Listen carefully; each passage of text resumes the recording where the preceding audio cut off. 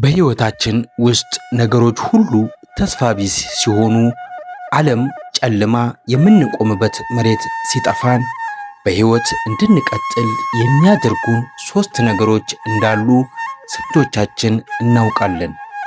እነዚህ ሦስቱ ከሌሉ ክርስትና ባዶ ሃይማኖት፣ ሕይወት ደግሞ ትርጉም የለሽ ጉዞ ትሆን ነበር።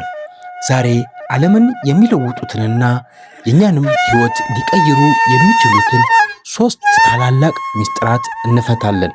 አብራችሁን ቆዩ። በስመ አብ ወወልድ ወመንፈስ ቅዱስ አህዱ አምላክ አሜን። በዚህ ዓለም ላይ የሰው ልጅ ሕይወት እንዲቀጥል የሚያደርጉ ሦስት ታላላቅ ምሰሶዎች አሉ። እነርሱም እምነት፣ ተስፋና ፍቅር ናቸው። እነዚህ ቃላት እንዲሁ ተራ ቃላት ሳይሆኑ የክርስትና ሕይወት የጀርባ አጥንቶች ናቸው። ዛሬ የእነዚህን የሦስት ኃያላት ምስጢር መጽሐፍ ቅዱሳዊ ታሪኮች ጋር አዋስተን እንመለከታለን። እምነት ማለት ተስፋ ስለምናደርገው ነገር የሚያስረግጥ፣ የማናየውንም ነገር የሚያስረዳ ነው። እምነት መሠረት ነው። ታላቁ የእግዚአብሔር ሰው አብርሃም በ75 ዓመቱ ከሀገር ውጣ ተባለ። የት እንደሚሄድ ሳያውቅ በእምነት ተጓዘ። መካን በነበረበት ጊዜ ዘርህ እንደ ሰማይ ከዋክብት እንደ ምድር አሸዋ ይሆናል የሚለውን የእግዚአብሔርን ቃል አመነ። እምነት ማለት እግዚአብሔርን እንዴት ብሎ መጠየቅ ሳይሆን አሜን ብሎ መቀበል ነው። አብርሃም ልጁን ይስሐቅን ለመሥዋዕት ሲወጣ እግዚአብሔር ከሙታን እንኳን ሊያስነሳው እንደሚችል አምኖ ነበር። እምነት ባዶውን መንገድ ወደ በረከት ድልድይ ይቀይረዋል። ተስፋ በፈተና መካከል የምንይዘው የነፍስ መልህቅ ነው። እምነት አለ ይላል፣ ተስፋ ደግሞ ይሆናል ብሎ ይጠባበቃል።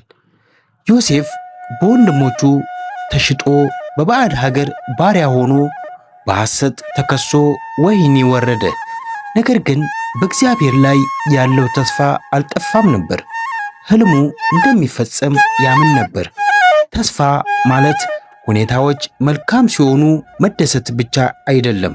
ይልቁንም ሁኔታዎች ሁሉ ተስፋ አስቆራጭ በሆኑበት ሰዓት እግዚአብሔር ገና አልጨረሰም ብሎ መቆም ነው። ዮሴፍ ከወህኒ ወደ ቤተ መንግሥት የወጣው በተስፋው ጽናት ነው። እምነት የምናምነውን ስናየው፣ ተስፋም የምንጠብቀው ሲደርስ ይፈጸማሉ።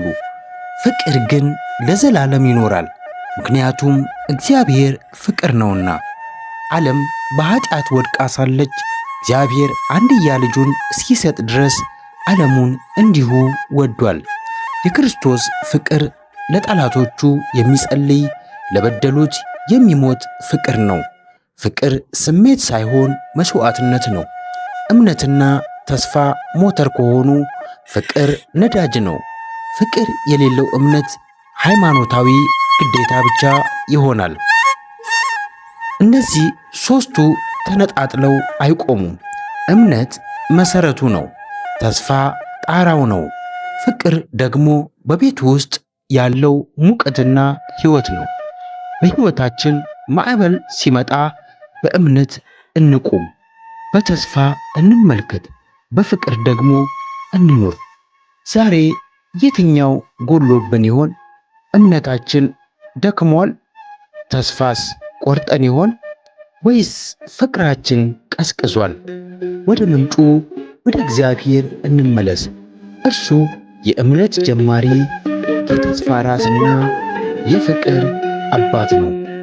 እምነት፣ ተስፋ፣ ፍቅር፣ እነዚህ ሦስቱ ጸንተው ይኖራሉ።